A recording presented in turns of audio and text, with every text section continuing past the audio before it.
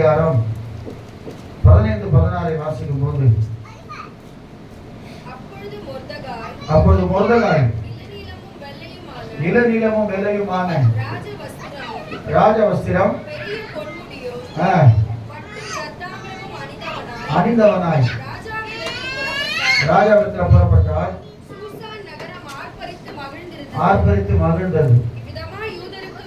இவ்விதமாய் யூதருக்கு வெளிச்சமும் மகிழ்ச்சியும் களிப்பும் கனமும் உண்டாயிற்று. இல்லையா சொல்லுவோமா? இவ்விதமாய் யூதருக்கு வெளிச்சமும் மகிழ்ச்சியும் களிப்பும் கனமும் உண்டானது. இதற்கு முன்னாடி நீங்க ஒரு அதிகாரத்தை வாசிச்சு பார்த்தீங்கன்னா, யூதருக்குள்ளே பயமும் அழுகையும் கலக்கமும் உண்டாயிற்று என்று சொல்லி வேதத்துல வாசிக்கும். சூசான் நகரம் கலங்கிட்டு என்று சொல்லி இருக்கும். இந்த எஸ்தர் புஸ்தகத்துல என்ன ஒரு அருமையான ஒரு காரியம் என்னன்னு சொன்னா, இதுல ஒரு அதிகாரத்தோட கர்த்தர்னு வரவே வராது, ஆண்டவர்னு வரவே வராது. நீங்க வாசிச்சு பாருங்க, ஒரு அதிகாரத்தோட கர்த்தர். அதனால சில பண்டிதர் என்ன பண்ணாங்க, அந்த புஸ்தகத்தை எடுத்துக்கலான்னு பார்த்தாங்க. ஆனா ஜபத்தை குறித்து மிகவும் மேன்மையான ஒரு புஸ்தகம் இந்த புஸ்தகம். யூதருக்கு ஏன் களிப்பு உண்டாகணும்? யூதர் என்று சொன்னால் யார்? இன்னைக்கு கர்த்தருக்கு ஸ்தோத்திரம், இஸ்ரேல் நாட்டில் இருக்கிறாங்க. அதுல பாதி பேர் என்ன செய்றாங்க? யூதரும் இருக்கிறாங்க, முஸ்லீமும் இருக்கிறாங்க, கிறிஸ்தவர்களும் இருக்கிறாங்க, அரேபியர்கள் இருக்கிறாங்க. ஆனா யூத கோத்திரத்துக்கு மாத்திரம் ஆண்டவர் ஸ்பெசிபிக்கான காரியத்தை கொடுத்திருக்கிறார். நல்லா கவனிங்க. நம்முடைய ஆண்டவராக இயேசு கிறிஸ்து யூத கோத்திரத்துல தான் பிறந்தார். இல்லையா சொல்லுவோமா? ஏன் நான் வேதம் சொல்லுகிறது, கர்த்தருக்கு ஸ்தோத்திரம், நான் கண்பான தெய்வ பிள்ளைகளே, யூதா என்று சொன்னா யாருன்னு சொன்னா, ஆதியாகமத்தின் புஸ்தகத்துல ஒரு சில காரியத்தை மாத்திரம் நான் சொல்லிட்டு நேரா நான் கடந்து போறேன். இதுல 5 பேர் சம்பந்தப்பட்டிருக்காங்க. அகாஸ்வேர் ராஜா, அப்புறம் யாரு? எஸ்தர், ஆமான், மொர்தெகாய், அப்புறம் யாரு? ஏகா என்று சொல்லக்கூடிய ஒரு மனுஷன். அவர் தான் கன்னியாஸ்திரிகளை பாதுகாத்து ராஜாவிடத்தில் அனுப்புகிறவர். இப்படி 5 பேர், அதாவது மெயின் 4 பேர். யாரு? ஆமான், மொர்தெகாய், அகாஸ்வேர் ராஜா, எஸ்தர் ராஜா. நீங்க பகுதியா பிரிச்சு படிச்சீங்கன்னா இந்த சம்பவம் உங்களுக்கு நல்ல மைண்டுக்குள்ள வந்துடும். என்ன நடக்குன்னு சொன்னா, ஆதியாகமத்தின் புஸ்தகம் 29ஆம் அதிகாரத்துல 16, 17, 18 வாசிக்கும் போது,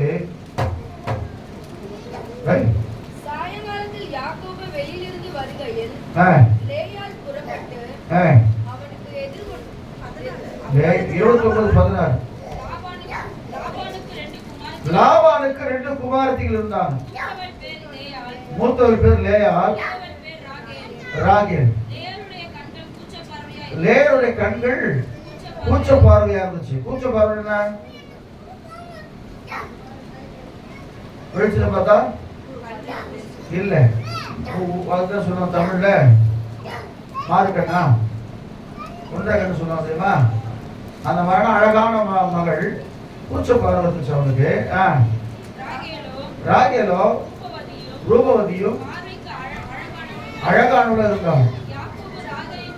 யாக்கோபுக்கு ராகேல் மேல ரொம்ப பிரியமா இருந்துச்சு. 31ஆம் வசனத்தை வாசிங்களேன். லேயாள் அற்பமா என்ன பண்றோம்? நல்லா கவனிங்க. எனக்கு அன்பான தேவ பிள்ளையே, தேவ சமூகத்தில் நீ எப்படி வேணா இருக்கலாம். அழகு இல்லாம இருக்கலாம், படிப்பு இல்லாம இருக்கலாம், இல்ல ஒருவேளை நிறம் இல்லாம இருக்கலாம், எப்படி வேணா இருக்கலாம். ஆனால் வேதம் சொல்லுகிறது, அற்பமாய் எண்ணப்பட்டவர்களை தான் ஆண்டவர் அதிசயமாய் உயர்த்தி இருக்கிறார். சொல்லுவோமா? யாரெல்லாம் அற்பமாய் எண்ணப்பட்டார்களோ வேதத்துல, அப்படி அற்பமாய் எண்ணப்பட்டவர்கள் கர்த்தரை சார்ந்திருந்தபடினாலே கர்த்தர் அவர்கள் உயர்த்தினார். ஃபார் எக்ஸாம்பிள் தாவீதை கூட சொல்லலாம். எல்லாராலும் ஒதுக்கப்பட்ட ஒரு தாவீது, அவர் அண்ணாது எல்லாராலும் அவமதிக்கப்பட்ட ஒரு மனுஷி. ஆனால் தேவ சமூகத்துக்கு போகும்போது கர்த்தருக்கு ஸ்தோத்திரம், அவருடைய நிந்தையை கர்த்தர் மாற்றி அவளுக்கு அற்புதங்கள் அதிசயங்களை செஞ்சார்.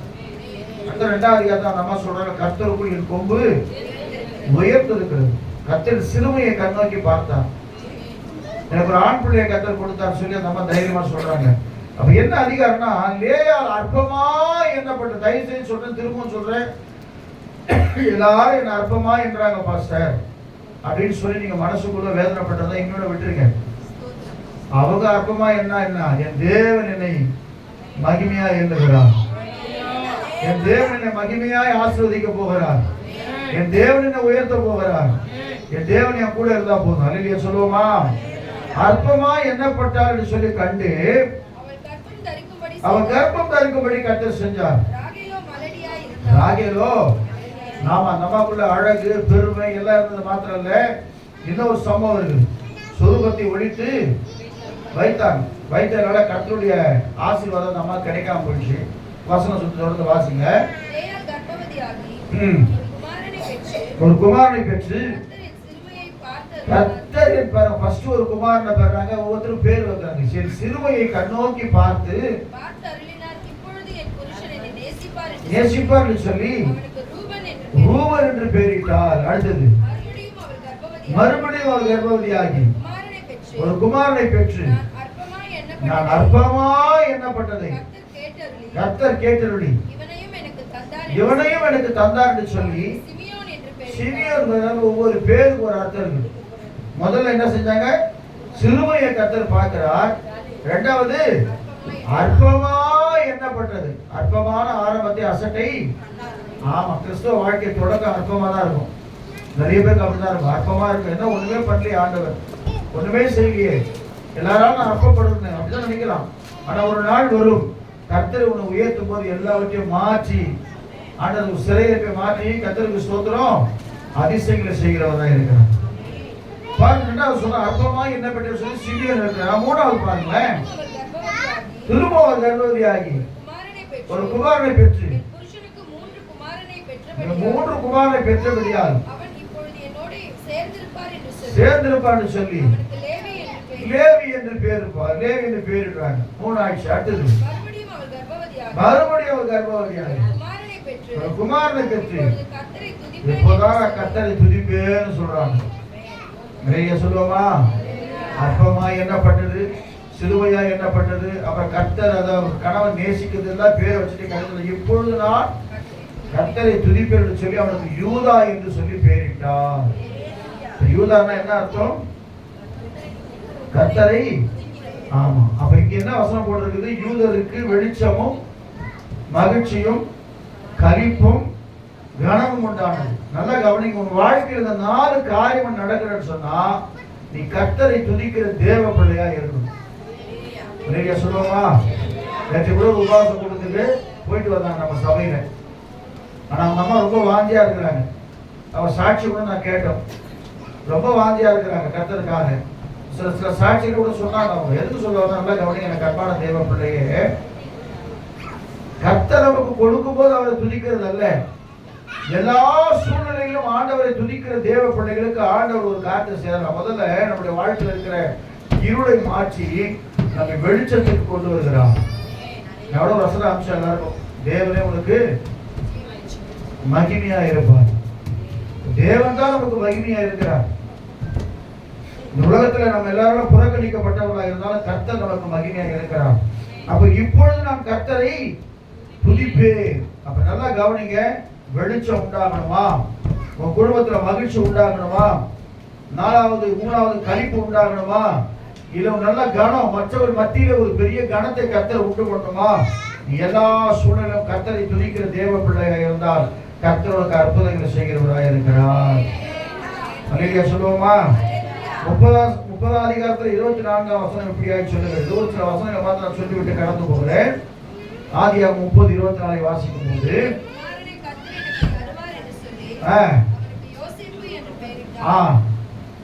ராகேலுக்கு பிறந்த பிள்ளைங்க எத்தனை பேரு?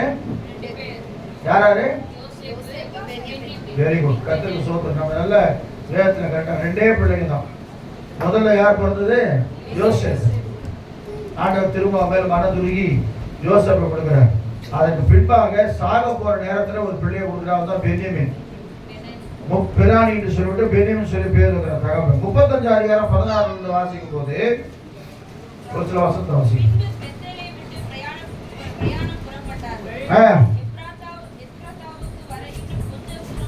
தூரமாக இருக்கும்போது ராகேல் பிள்ளை பெற்றால் கடும் வேதனை உண்டானது.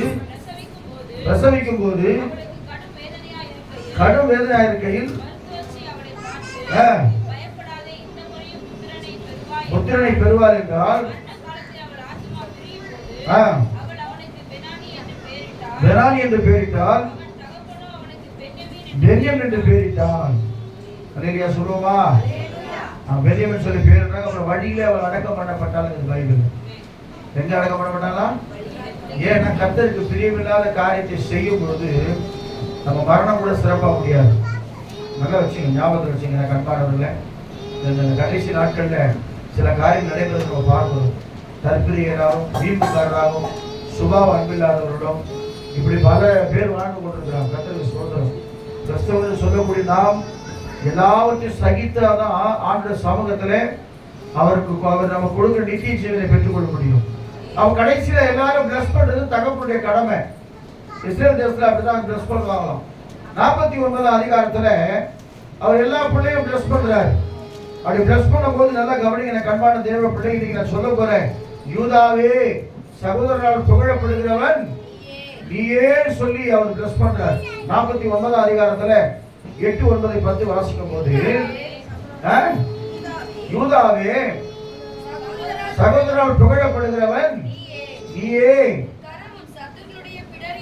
பிடரின் மேல் இருக்கும். ஆமென். பாலசிங்கம் இறை கவர்ந்து கொண்டு போதும். நல்லா கவனிங்க. இது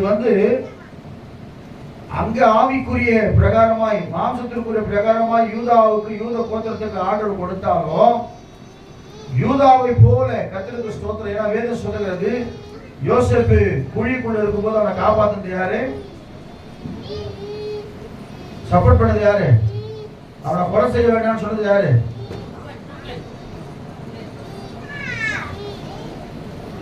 யூதா தான் பொறுப்பெடுக்கிறான். என்ன சொல்றான்? நான் அப்படி போய் அவனை கூட்டின்னு வரலன்னு சொன்னா என் பிள்ளைங்க எது பண்றீங்க அப்படி உத்தரவாதம் கொடுக்குறான். அதான் கடைசியில பிளஸ் பண்ணும்போது ஒவ்வொருத்தருக்கும் ஒரு பிளஸிங் வந்து ரூபனை பத்தி பண்றாரு, யோசேப்புக்கும் ஒருத்தர் மாதிரி சொல்றாரு, கடைசியில் யூதா பார்த்து சொல்றாரு சகோதரர் புகழப்படுகிறவன். மீகா புஸ்தகத்தை வாசிக்கும் போது 5ஆம் அதிகாரம் 2ஆம் வசனம் சொல்லுகிறது. சீக்கிரம் வாசிங்க. மீகா 5:2 வாசிக்கும் போது பக்கம் 1078. யூதா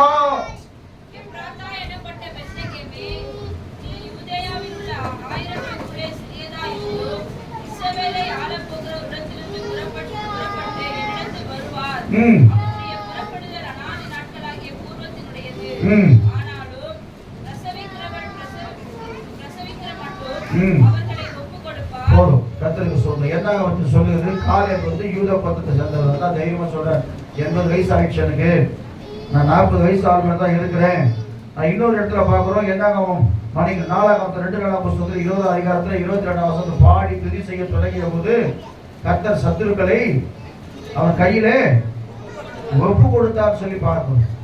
அவன் என்ன அர்த்தம்னு சொன்னா நல்லா கவனிங்க கண்பான தேவ பிள்ளை. இன்னொரு பக்கம் அப்போஸ்தலர் 16ஆம் அதிகாரத்துல 25ஆம் வசனம் அப்படியா சொன்னது, அவர் நடுராத்திரியே பவுலும் சீலாவும் பாடி துதித்தார்கள். துதிக்கும் போது அவர்கள் கட்டுகள் மாத்திரமல்ல சிறைச்சாலையில் இருக்கிற அநேக கட்டுகளை கர்த்தர் அவிழ்க்கும்படி செய்தார். அப்ப இதுல என்ன ஒரு ரகசியம் சொன்னா நல்லா கவனிங்க கண்பான தேவ பிள்ளையே. ஆண்டவர் யூதருக்கு கலிப்போம். நல்லா கவனிங்க. என்ன சூழ்நிலை வந்தாலும் சரி தேவ சமூகத்தில் கர்த்தரை துதிக்கிற தேவ பிள்ளைகளுக்கு என்று சில காரியங்களை கர்த்தர் வைத்திருக்கிறார். எவ்வளவு சூழ்நிலை வந்தாலும் சரி, எவ்வளவு போராட்டம் வந்தாலும் சரி, எவ்வளவு உபத்திரம் வந்தாலும் சரி, அது ஆபீஸ்லயோ நம்ம சொந்த குடும்பத்திலயோ மற்ற காலத்திலோ எப்படிலாம் வரும்போது நீங்க ஒன்றும் செய்ய வேண்டாம். தேவ சமூகத்துல போய் தேவனை நீங்கள் துதிக்கும் பொழுது கர்த்தர் உங்கள் தடையெல்லாம் நீக்குகிறவராக இருக்கிறார். அல்லேலூயா சொல்லுவோமா? என்ன காரணம்னா நல்லா கவனிங்க. கர்த்தருக்கு ஸ்தோத்திரம். ராஜாவுக்கு வஸ்தின்ற ஒரு மனைவி இருந்தா. கவனிங்க எஸ்தர் புஸ்தகத்துல தெளிவா வஸ்தின்ற ஒரு மனைவி இருந்தா. அவர் பார்ட்டி வைக்கும் போது அந்த அம்மா என்ன செஞ்சாங்க? கூப்பிடுறாங்க. கூப்பிடும்போது அவங்க என்ன செய்யல? வரல, வர முடியாதுன்னு சொல்லிடுறாங்க. அப்படி சொன்னதுனால ராஜா கடும் கோபம் அடைந்து வேற ஒரு பொண்ணை தேடுறாரு. அப்படி தேடும் பொழுது இந்த லிஸ்ட்ல யார் போறாங்க? எஸ்தர் போறாங்க. எஸ்தர் மொர்தெகாய்க்கு என்ன வேணும்? என்ன பண்ணா? மாமா பண்ணா. நமக்குள்ள சம்மந்தம் முடிச்சுட்டு என்ன பொண்ணு? யார் பொண்ணு? யார் அவ? சித்தப்பா பொண்ணு. அப்படின்னா யாரு? தங்கச்சி வேணும். மாமா வேணும், பெரியப்பா வேணும், சித்தப்பா வேணும், தங்கச்சி. யாரு? தங்கச்சி. எஸ்தர் தங்கச்சி. எஸ்தர் என்று சொன்னா நட்சத்திரம் என்று சொல்லி அர்த்தம். அல்லேலூயா சொல்லுவோமா? இன்னொரு பேர் அக்ஸால். அவ பேர் என்ன பேரு? அக்ஸால். நல்லா கவனிங்க. ஏன் அந்த காரியத்தை கர்த்தர் செஞ்சாருன்னு சொன்னா, சாதாரணமான ஒரு பெண்ணுக்கு மேல கர்த்தர் இரக்கமும் கிருபையும் தயவும் வச்சார். எனக்கு அன்பான தேவ பிள்ளை, நான் திரும்ப சொல்லுகிறேன், இன்னைக்கு தேவ சமூகத்துல நம்ம துதி ஆராதனை சொல்ல நல்ல பேர் பயப்படுறோம். கர்த்தரை துதிக்க மறுக்கிறோம். ஜபம் சொன்னா யாருக்கும் சில ஜபமே இன்னைக்கு வரல. நான் திரும்ப சொல்றேன், சபையில உட்கார்ந்து கொண்டிருக்கிற எல்லா சகோதரர்களுக்கும் சகோதரிகளுக்கும் சொல்றேன், ஜபம் பண்ணாம நம்முடைய வாழ்க்கையில ஒரு மாற்றம் இருக்காது. அல்லேலூயா. ஆமா, கர்த்தருக்கு ஸ்தோத்திரம். நம்ம கூடி ஜெபிக்கும் போதும் தனிப்பட்ட விதத்துல ஜெபம் பண்ணும் போது எல்லாரும் பைபிளை வாசிச்சு பாருங்க. இயேசு கிறிஸ்து இரவெல்லாம் என்ன செய்றாரு? ஜெபிக்கிறவராய் காணப்பட்டாரு இந்த பைபிள்ல. அப்ப இந்த கசத்தை நான் படிக்கும் போது ஆண்டவர் 4 காரியத்தை ஞாபகப்படுத்தினார். 1 எஸ்தருடைய குணாதிசயம், 2 மொர்தெகாய், 3வது பொறாமையினால ஒரு மனுஷன் ஆமா என்ன செய்யறான்? மொர்தெகாய்க்கு 50 முழம் உயரத்துல ஒரு தூக்கு மரத்தை செய்கிறோம். நல்லா கவனிக்க. என்ன காரணம் சொன்னா, மனைவி அதுக்கு முன்னாடி சொல்றாங்க. யாரோட மனைவி? அவனோட மனைவி. அவன் யூத குலமே ஆனால் நீ அவனுக்கு முன்பாக தாழ்ந்து போவது நிச்சயம். வேற ஒன்றும் இல்லை, ரகசியம். இவர் உட்கார்ந்து கொண்டு இவர் வரும்போது எல்லாரும் எழுந்து என்ன செய்யணும்? மரியாதை கொடுக்கணும், கனம் பண்ணணும். ஆனா மொர்தெகாய் என்ன செய்யறாரு? நல்லா கவனிங்க. யூதருக்குள்ள ஒரு சுபாவ காரியங்கள் வைராக்கியமா இருப்பாங்க. அதனால்தான் சாத்ராக், மேஷாக், ஆபேத்நேகோவை பார்க்கும்போது வேதம் சொல்லுகிறது, நீங்கள் நிறுத்தி ராஜாவா இருந்தா கூட எனக்கு அதை பத்தி கவலை இல்லை. நீ நிறுத்தின பொச்சில நான் என்ன செய்ய மாட்டேன்? வணங்க மாட்டேன். இந்த வைராக்கியம் உள்ளவன் தான் யூதன். ஆனா இன்னைக்கு நமக்குள்ள என்ன இல்லை? வைராக்கியம் இல்லை. இயேசு கிறிஸ்துவை பற்றி அறிவிக்கிற ஒரு வைராக்கியம் நமக்குள்ள காணப்படல. சத்தியத்தை அறிவிக்கிற ஒரு வைராக்கியம் நமக்குள்ள இல்லை. அதான் கடைசியா ஒரு வார்த்தை சொல்றாரு மொர்தெகாய். எஸ்தரை பார்த்து சொல்றாரு, அவர் ராஜாத்தியா இருக்கும்போது சொல்றாரு, இந்த காலத்துல நீ மௌனமா இருந்தால் ரட்சிப்பு வேறொரு இடத்திலிருந்து எழும்பும். நல்லா கவனிங்க. எனக்கு அன்பான தேவைப்படும். ஏதோ சபைக்கு வரோம் போறோம் வரோம் சொல்லி இருக்காம அடுத்தவருக்கு சுவிசேஷத்தை சொல்வதில் நமக்கு ஒரு முனைப்பு இருக்கணும். நேற்று இனிமேல் நீங்க போயிட்டு வந்து ரொம்ப சந்தோஷமான ஒரு காரியம். நான் இங்க தான் உட்கார்ந்து தேவ சமூகத்தில் உட்காந்து ஜன்னலை திறந்து விட்டு உட்காந்து கொஞ்ச நேரம் பைபிள் படிச்சிருந்தேன். மத்திய சுவிசேஷம் ஃபுல்லா படிச்சிருந்தேன். அப்புறம் கொஞ்ச நேரம் ஸ்தோத்திரம் பண்ணேன். ஏன்னா அந்த தண்ணி ஊற்றுறதுனால இதெல்லாம் இடம்லாம் அப்படின்னு ஒரு மாதிரி ஈரமா இருந்தது. எல்லாம் திறந்து விட்டுட்டு உட்காந்து ரொம்ப நேரம் போயிருந்தேன். ஸ்தோத்திரம் பண்ணி கொண்டு தான் இருந்தேன். அப்ப சுவிசேஷம் சொல்வதற்கு ஒரு வாஞ்சை. அப்ப சொல்றாரு, நீ இந்த காலத்துல மௌனமா இருந்தால் ரட்சிப்பு யாருக்கு ஏற்படும்? வேறொரு இடத்துல இருப்போம். இந்த காலத்துல நீங்க மௌனமா இருந்தீங்கன்னு சொன்னா, இந்த நாட்கள்ல நீங்க ஜெபம் பண்ணாம இருந்தீங்கன்னு சொன்னா, இந்த நாட்கள்ல நீங்க உபவாசித்து ஜெபிக்காம இருந்தீங்கன்னு சொன்னா, இந்த நாட்கள்ல கர்த்தரை துதியாம நீங்க இருந்தீங்கன்னு சொன்னா, ஒரு நாள் வரப்போகிறது உபத்திரவ நாட்கள். அந்த நாட்கள் நம்மளால நிக்கவே முடியாது. 7 வருஷம் உபத்திரவ காலம். என்ன 7 வருஷம் வருகைக்கு பின்னாடி 3 வருஷம் யூதர்களுக்கு, 3 வருஷம் நமக்கு. இந்த 3 வருஷத்துல யார் சாட்சியா இருந்து கர்த்தருக்காக ரத்தம் சிந்தி மறிக்கிறார்களோ அவர்களுக்கு ஒரு திரும்ப சான்ஸ் கர்த்தர் கொடுக்குறாரு. நம்ம அதெல்லாம் வேண்டாம். இப்ப கொடுக்கிற சந்தர்ப்பத்திலேயே நம்ம பரலோகம் போனோம். எத்தனை பேர் விரும்புறீங்க? நீங்க சொல்லுவோமா? இயேசு வரப்போகிறார். இயேசு மிக சீக்கிரத்துல வரப்போகிறார். வானத்தின் சத்துவங்கள் அசைக்கப்பட போகிறது. வானத்துல இன்னைக்கு பயங்கரமான காரியங்கள் உண்டாகி கொண்டிருக்கிறது. இன்னைக்கு பூமி எங்கும் பலவிதமான காரியம் நடந்து கொண்டிருக்கு. இதெல்லாம் நினைக்கும் போது இயேசு மிக சீக்கிரத்துல வரப்போறான்னு சொல்லி அவன் விசுவாசி. அல்லேலூயா சொல்லுவோமா? அப்போ யூதனான அவன் என்ன செய்யல? ராஜாவுக்கு மன்னிக்கணும். அந்த ஆமானுக்கு பயப்படல. ஆமானுக்கு என்ன ஆயிடுச்சு? அவன் மேல கோபம் வந்துச்சு. கோபம் வந்துட்டு என்ன செஞ்சாரு? ராஜா கிட்ட ஒரு பெரிய ஆள் இருந்தனால நேரா போய் சொல்றாரு, இந்த யூத ஜனங்கள் எல்லாம் அழிக்கணும், ஒரு லெட்டர் கொடுங்கன்னு கேட்கிறேன். அல்லேலூயா சொல்லுவோமா? என்ன காரணம்? ஒருத்த மதிக்காதனால இந்த இனத்தையே அழிக்க வேண்டும் என்று சொல்லி விரும்பினேன். நல்லா கவனிங்க எனக்கு அன்பான தேவ பிள்ளையே. இன்றைக்கு கிறிஸ்தவத்தை அழிப்பதற்கு எத்தனையோ பேர் எடுத்துட்டாங்க, எவ்வளோ பேர் எழுப்பினாங்க. ஆனா இதுவரைக்கும் கிறிஸ்தவத்தை யாராலும் அழிக்கவே முடியல. அல்லேலூயா சொல்லுவோமா? அப்படி ஜெபிக்கிற துதிக்கிற தேவ பிள்ளையா இருந்தா யார் உனக்கு எதை செய்தாலும் சரி, நான் திரும்ப திரும்ப அழுத்தி சொல்ற காரணம் தெரியுமா? இன்னைக்கு சபைக்கு வரீங்க, வீட்டுக்கு போறீங்க, அதுக்கப்புறம் பைபிள் எங்க இருக்குன்னு தெரியாது, பைபிள் சமீபத்தில் எத்தனை பேர் படிச்சீங்கன்னு தெரியாது, எத்தனை பேர் ஜெபம் பண்ணீங்கன்னு தெரியாது, எத்தனை பேர் தனிப்பட்ட விதத்துல கர்த்தரை துதிச்சீங்கன்னு தெரியாது. ஏதோ வாரம் வாரம் வரும், திரும்ப பைபிள் எடுக்கிறோம், திரும்ப போறோம்னு சொன்னா இது கிறிஸ்துவ வாழ்க்கை அல்ல. ஒவ்வொரு நாளும் தேவ சமூகத்துல பயத்தோடு ஒரு செய்தி ஒன்று கேட்டேன். திடீர்னு கர்த்தர் ராத்திரி நம்மள எழுப்புறார், 3 மணிக்கு எழுப்பார். நான் பார்த்துருக்கேன் அந்த மாதிரி. எடுத்து பார்த்தா கரெக்டா 3 ஆகும். டக்குன்னு பார்ப்போம் 333 காட்டும். அப்புறம் எனக்கு என்ன நோக்கி கூப்பிடு, நான் உனக்கு உத்தரவு கொடுத்து அறியாத பெரிய காரியத்தை, அவ்வளவுதான். உட்கார்ந்து ஜெபம் பண்ண கர்த்தரை கிருபையினால சொல்றேன். 2 மணி இருக்கும், ஷார்ப்பா இருக்கும். அப்ப யோசிப்பேன், அப்ப நான் தான் யோசிப்பேன், என்ன தெரியுங்களா, கர்த்தர் ஏதோ நம்மளோட பேச விரும்புகிறார். இந்த ராத்திரியில அதிகால வேளைகளில் இரவின் பயங்கரத்திற்கும் பகலில் பறக்கும் காற்றுக்கும் இருள் நடமாடும் கொள்ளை நோக்கும். அது என்னன்னா வசனம் சொல்ற ராத்திரியில தான் சங்காரத்துக்கு வருவோம், ராத்திரி தான் பிசாசு பல விதமான உபத்திரவங்களை கொண்டு வருவோம். எனக்கு சில நேரத்துல தூக்கம் வரணும்னு நான் யோசிப்பேன். சில பேர் சொல்லுவாங்க எனக்கு தூக்கமே வரல பாஸ்டர், கொட்ட முடிச்சிருந்தேன். ஒரு நண்பர் சொன்னார், கர்த்தருக்கு சோத்திரம், கரெக்டா 3 மணிக்கு எழுந்துக்கிறேன், நேரா செல்ல எடுத்துப்பேன், 4:05 வரைக்கும் என்ன செய்வேன், செல்ல பார்த்துக்கிட்டே இருப்பேன். 6 மணி ஆயிடும், அப்புறம் வழக்கம் போது என் வேலையை செஞ்சுதான் சொன்னார். அப்படி அல்ல, கர்த்தர் எழுப்பினா உட்கார்ந்து முழங்கால் படிட்டு யாருக்கெல்லாம் கர்த்தர் பாரப்படுத்துகிறாரோ, யாரையெல்லாம் நம்ம நினைவுல கொண்டு வருகிறாரோ, யாருக்கெல்லாம் ஜெபிக்க சொல்றாரோ அவங்களுக்காக நீ ஜெபிக்கும் பொழுது கர்த்தர் அவர் கட்டுகளை அவிழ்க்கிறவராக இருக்கிறார். ஒரு சகோதரர் சொன்னார், ஒரு பெரிய ஊழியக்காரர் சொன்னார், கவனிங்க, ஒரு ஜெபம் பண்ணிட்டு மெசேஜ் கொடுத்துட்டு வராராம், ரொம்ப டயர்டாம். எதுவும் ரொம்ப டயர்டா, ரொம்ப தூரம் போயிட்டு வந்து நீங்க வந்தவங்க எல்லாம் படுத்துட்டு இருப்பீங்க, ரொம்ப டயர்டாம். ரொம்ப டயர்டா வரும்போது அவர் சொல்றாராம், அந்த 4 தெரு தள்ளி ஒரு வாலிபர் இருக்கிறான், அந்த வாலிபர்கிட்ட போய் நீ பேசு, அவன் இன்னைக்கு என்ன செய்யறான், ஒரு தற்கொலை உணர்வோடு கூட போராடி கொண்டிருக்கான், நீ போய் பேசுன்னு சொன்ன இவன் சொன்னாரா, ஆண்டவரே இப்பதான் மகிமையான ஊழியத்தை செஞ்சுட்டு வந்திருக்கிறேன், என்னால ஒரு ஸ்டெப் எடுத்து வைக்கவே முடியா சொல்லி படுத்துட்டாராம். மறுநாள் காலையில பார்த்தா அந்த இடத்துல சத்தம் கேட்குது. என்னன்னு விசாரிச்சா அந்த வாலிபர் அந்த இரவே மறித்து போயிருக்கார்.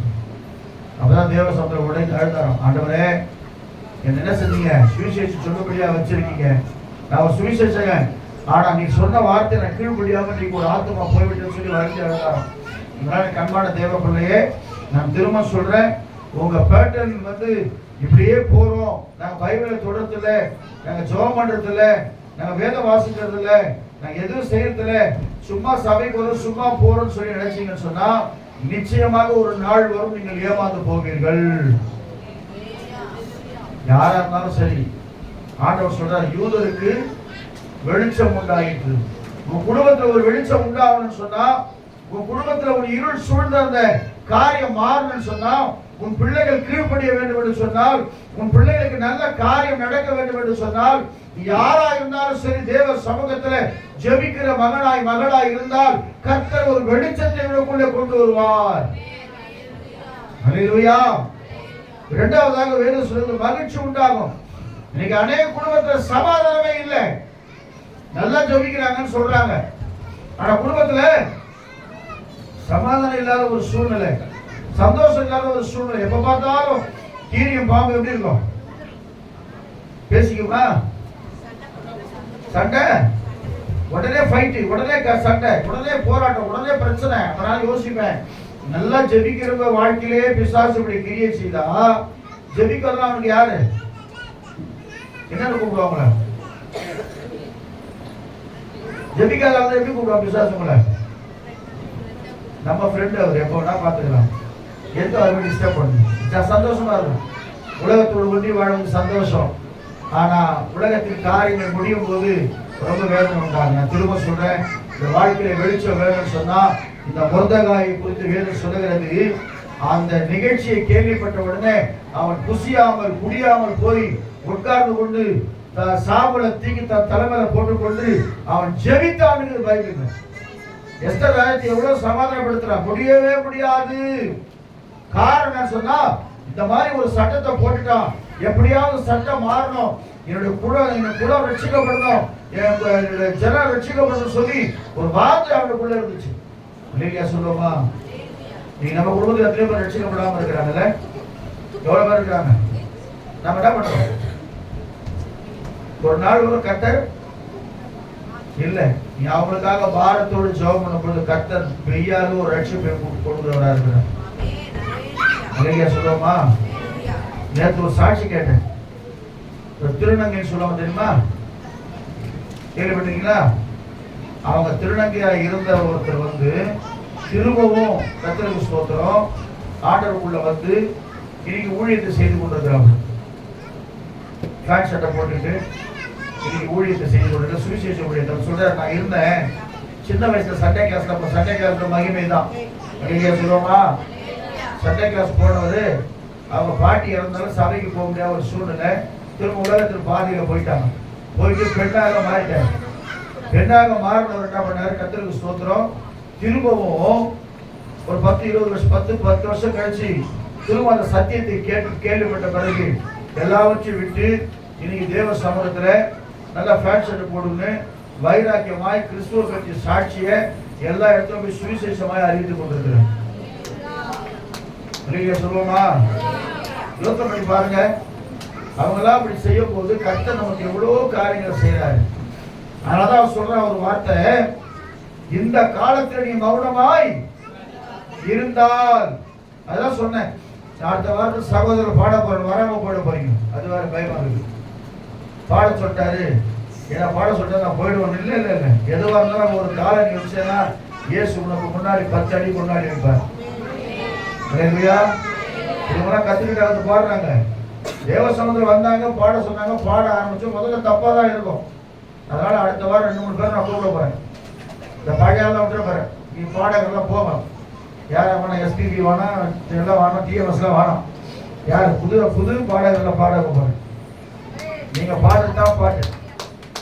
ரெடியா சொல்லுவோமா? ரெடியா இருக்கீங்களா?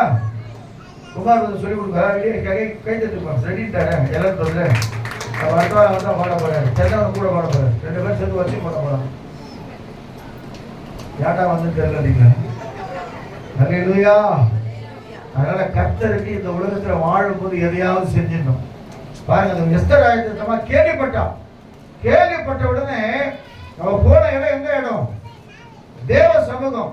வாசிங்க, கர்த்தருக்கு ஸ்தோத்திரம், தேவனுக்கு மகிமை உண்டாகட்டும்.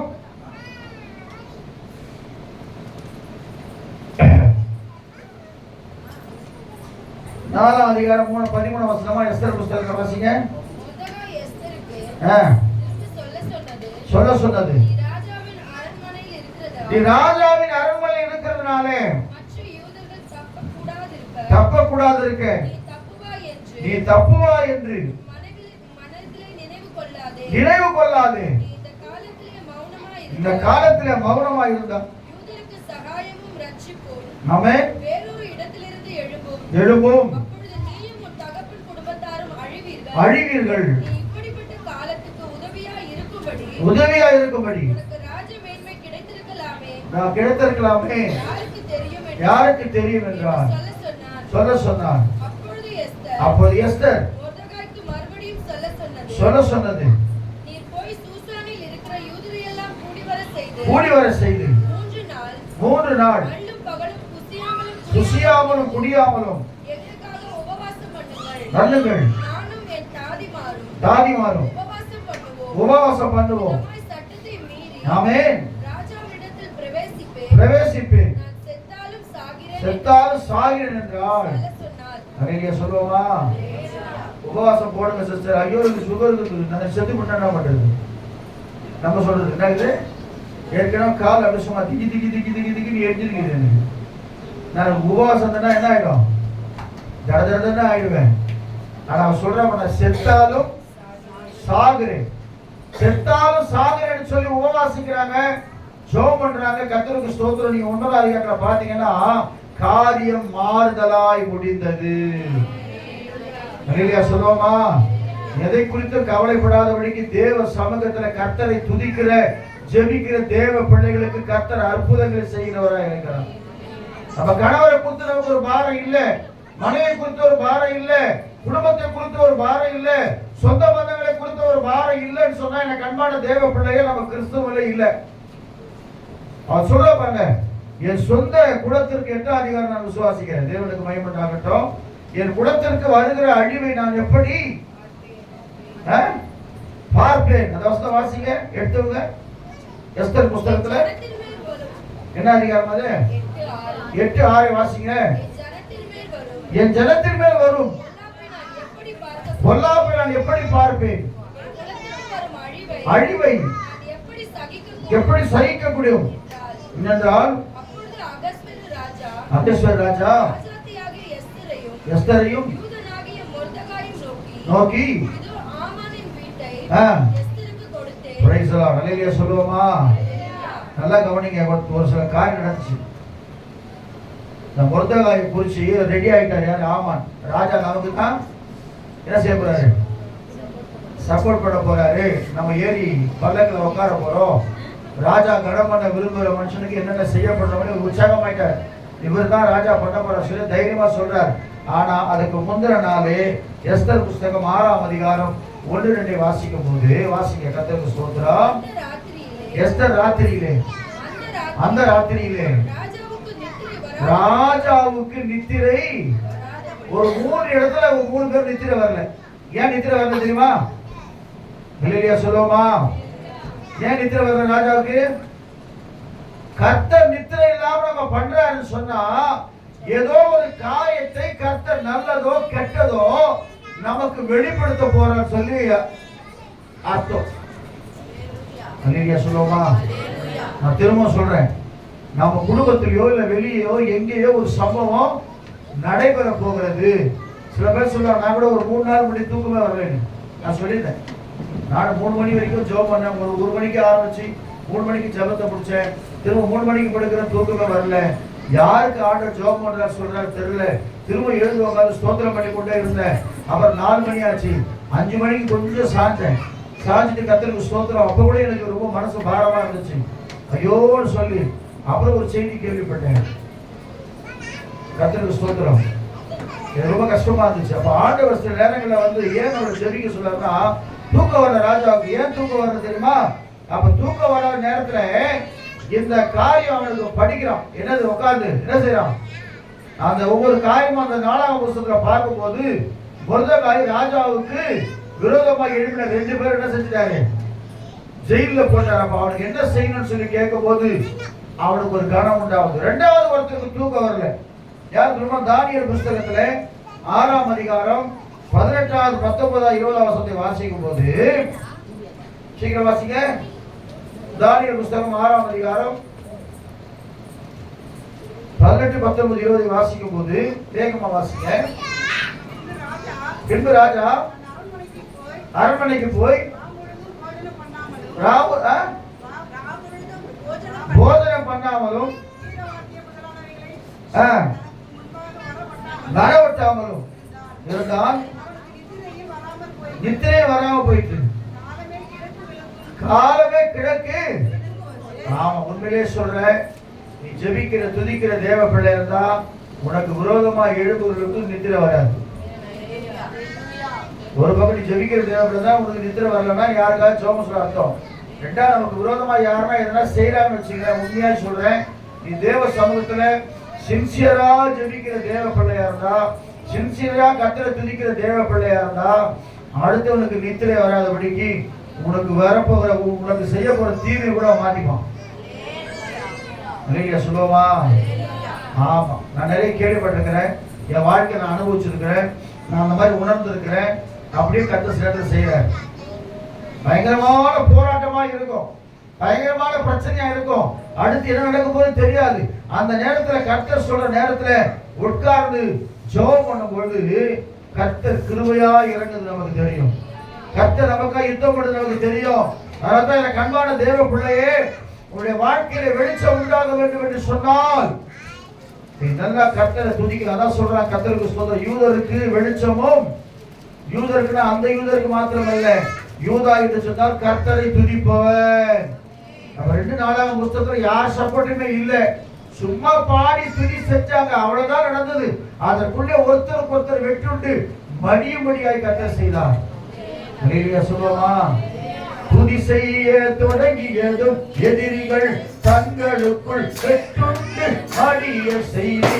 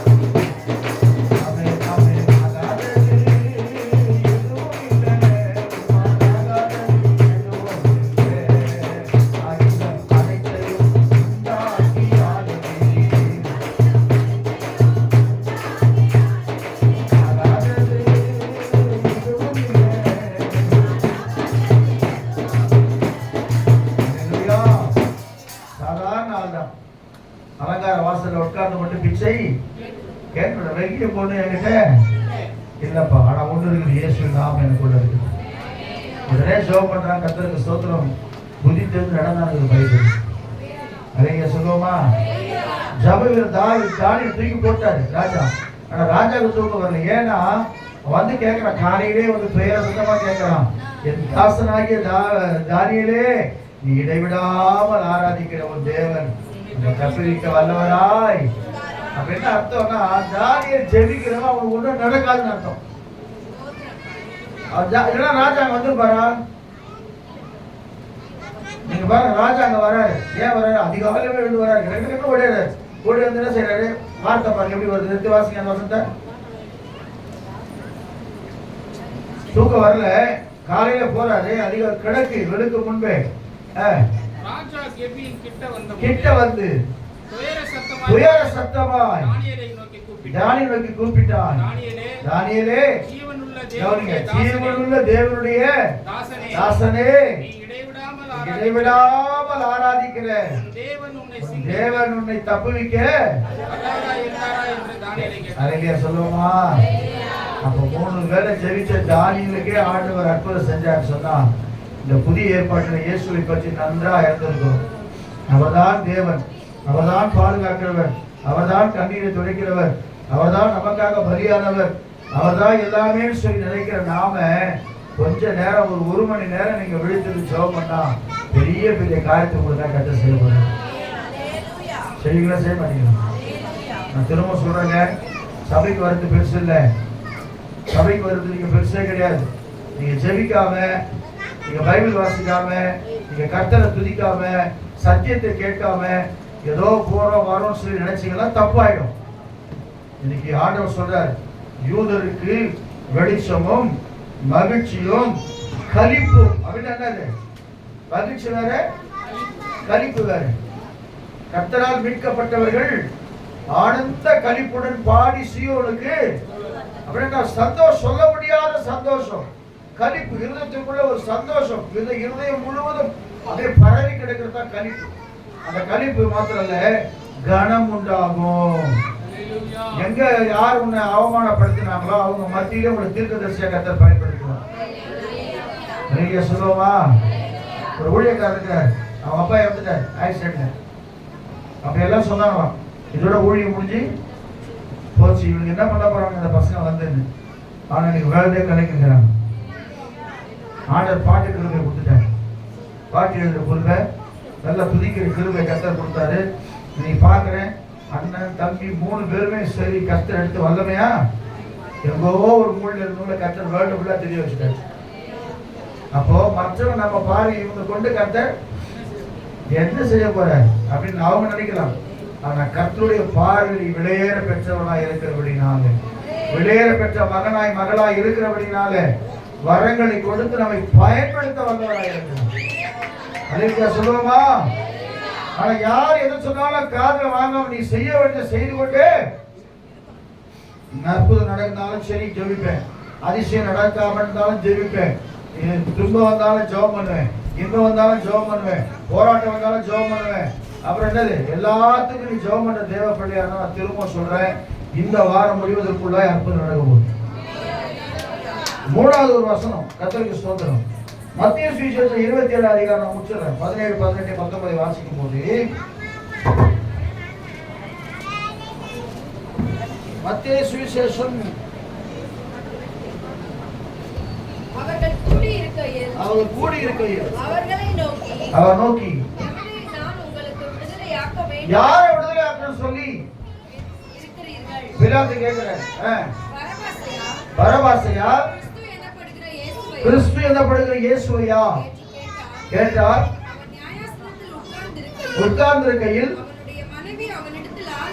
ஆள் அனுப்பி நீ அந்த நீதிமானை ஒன்றும் யார் கொஞ்சம் சொல்லணும். பிலாத்துடைய வைஃப் வருது, அந்த நீதிமனை ஒண்ணுமே செய்ய வேண்டாம். இந்த படிக்கும் போது எனக்கு அழ வந்துச்சு. எவ்வளவு அழகான வெளிப்பாடு பாரு அவருக்கு. எல்லாரும் ஆண்டவரை தப்பு தப்பா சொல்றாங்க. அதனாலதான் இன்னைக்கு ஏறக்குறைய லட்சக்கணக்கான யூதர்களை யார் கொண்டது தெரியுமா? சொல்லுங்க. ஒருத்தர் கொண்டார். யார் யார் சொல்லு? ஹிட்லர்னு. ஆமா, ஹிட்லர் லட்சக்கணக்கான யூதர்களை கொண்டார். ஏன் தெரியுமா? அவருடைய ரத்த பழி எங்க மேல வரட்டும், எங்க பிள்ளைகள் வரட்டும் சொல்லி அவங்க இயேசு கிறிஸ்துவை மறுதளித்ததுனால உலகமெங்கும் சிதறடிக்கப்பட்டாங்க யூதர்கள். சிதறடிக்கப்பட்டு இப்பதான் ஒன்னா சேர்ந்துருக்கிறாங்க, இஸ்ரேல் எல்லாம் சேர்ந்துருக்கிறாங்க. நல்லா கவனிங்க எனக்கு அன்பான தேவ பிள்ளைகள். பரபாசை விடுதலை ஆக்கிட்டு நீதிமானாகி இயேசு கிறிஸ்து சிலுவையில் அறைய ஒப்பு கொடுத்தாங்க. அப்பதான் அவங்க போய் சொல்றாங்க, அந்த நீதிமான நிமித்தம் நான் சொப்பனத்திலே ரொம்ப நான் பாடுபட்டேன். அதான் அவர் உஷாராயிட்டார். யாரு? எனக்கு தெரியாதுப்பா, அந்த நீதிமன்ற ரத்தப்படிக்கு நானே பாத்திரங்கள் சொல்லி கையை கழுவி விடுறாரு. அலையில சொல்லுவா, அந்த பிலாத்தும் கையை கழுவி ஆண்டவரை அனுப்புகிறார். அந்த பிலாத்தும் கையை கழுவி ஆண்டவரை அவர் தெரிஞ்சு உண்மையாவே நீதிமான் தான். இவரு உண்மையாவே தேவனுடைய குமாரன் தான், உண்மையா ராஜாதி ராஜா தான். அவனுக்கு தெரிஞ்சு போச்சு, நமக்கு நல்லா தெரிஞ்சிச்சு யார் உண்மையாக நீதிமான். இயேசு ரத்தத்தால கழுவப்பட்ட எல்லாருமே நீதிமான் தான். நீதிமான புருஷனா பிரச்சனை இருக்குன்னு நினைச்சேன். ஆனா ஆண்டவர் சொல்றாரு, இன்னைக்கு எல்லாருக்குமே ஒரு ஜபம் இல்லை, ஒரு துதி இல்லை, ஒரு ஸ்தோத்திரம் இல்லை, தேவ சமத்துல உட்கார்ந்தே இல்லை. ஆனா உலகத்துல எல்லாவற்றையும் செய்து கொண்டிருக்கிறோம். கேட்டா பிஸியா இருக்கணும். காலையில் எழுதுகிறோம், பல்ல வளர்க்கிறோம், சாப்பிட்றோம், வேலைக்கு போறோம், இடைப்பட்ட நேரத்தில் என்ன பண்றோம்னு தெரியல, திரும்ப வரும், திரும்ப போறோம், இப்படியே ரொட்டீன் பண்ணி கொண்டிருக்கிறோம். அப்ப நம்ம வாழ்க்கை எப்போ மாறும்?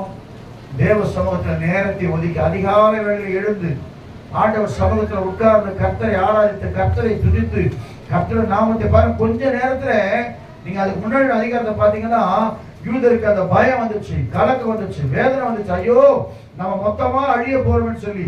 ஆனா 9ஆம் அதிகாரம் சொல்லு, காரியம் மாறுதலாய் முடிந்தது. எஸ்தர் ராஜாத்தியுடைய ஜெபம் மாத்திரங்க முதலாயுடைய ஜெபம்.